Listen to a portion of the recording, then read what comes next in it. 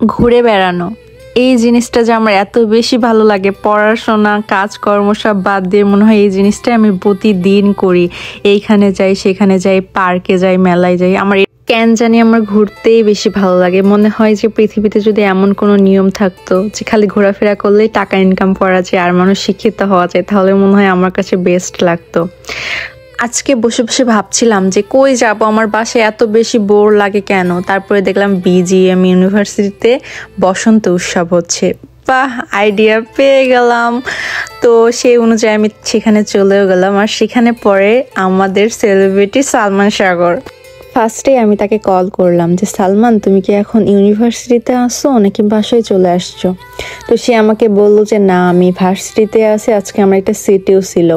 তো আমি বললাম যে আচ্ছা, আমি এখনই আসতেছি। আর তোমাদের ওইখানে কি কোনো উৎসব হচ্ছে? তখন সে আমাকে বললো যে হ্যাঁ, বসন্ত উৎসব হচ্ছে, সবাই অনেক শাড়ি টাড়ি পরে আসছে মেয়েরা। তো তখন আমি তাকে ফোনেই বললাম যে তুমি তো ওসবই দেখে বেড়াও, তোমার তো পরীক্ষার প্রতি কোনো এনার্জি নাই। তখন সে আমাকে বললো আরে না, আমি সিটি নিয়ে অনেক বেশি প্যারায় আছি। তারপর এসব কথা বলতে বলতে আমি রেডিও হয়ে গেলাম। তারপর তার ভার্সিটিতে চলে আসলাম। এসেই দেখি যে সে আমার জন্য অপেক্ষা করতেছিল। তারপরে তার এই যে এত সুন্দর ভার্সিটি, তার ভার্সিটি জাস্ট আমার একটা জায়গায় সবচেয়ে বেশি ভালো, সেটা হচ্ছে মাটি দিয়ে তৈরি করা ভাস্কর্য। এইটা আমাকে অনেক বেশি মনোমুগ্ধকর করে। আমার এত ভালো লাগে যে ওই দিকে আমি সবসময় তাকিয়ে থাকি।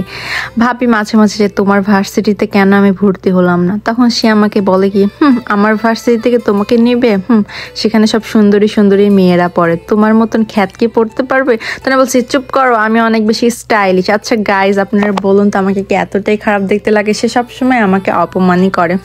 তারপরে আমি তাকে বললাম যে দাঁড়াও, তোমাদের ভার্সিটিতে ফুল ছিঁড়বো। এই সময় আমাকে বল কি 5,000 টাকা জরিমানা দিতে হবে। তারপর আমি ফুল ছিঁড়ে কানেই দিলাম।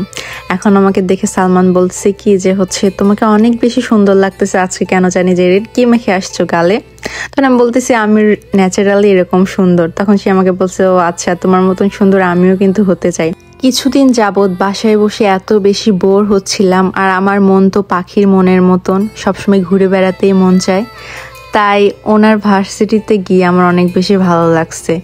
তারপরে যাওয়ার পালা চলে আসলো। সে বললো যে আজকে তুমি আমার ভার্সিটির বাসেই যাবা আমার সাথে। তো আমি বললাম আচ্ছা ঠিক আছে। আমরা যখন তার ভার্সিটির বাসের কাছে চলে আসলাম, তখন তার বাসওয়ালা আমাদেরকে বলল 20-25 মিনিট সময় লাগবে বাস ছাড়তে। তো এই সময় আমরা কি করব, তাই ভাবলাম যে মুড়ি মাখা খাবো। সে মুড়ি মাখা খাওয়ার নাম করে আমাকে পিছন থেকে ক্যামেরা বন্দি করতেছিল। আমার অনেক রাগ লাগতেছিল যে আমার লাগছে ক্ষুধার, তুমি আমার ছবি তুলতেছো, এইটা তো ঠিক না। তারপরে আমরা বাস থেকে নেমে পড়লাম আমাদের গন্তব্যস্থলে।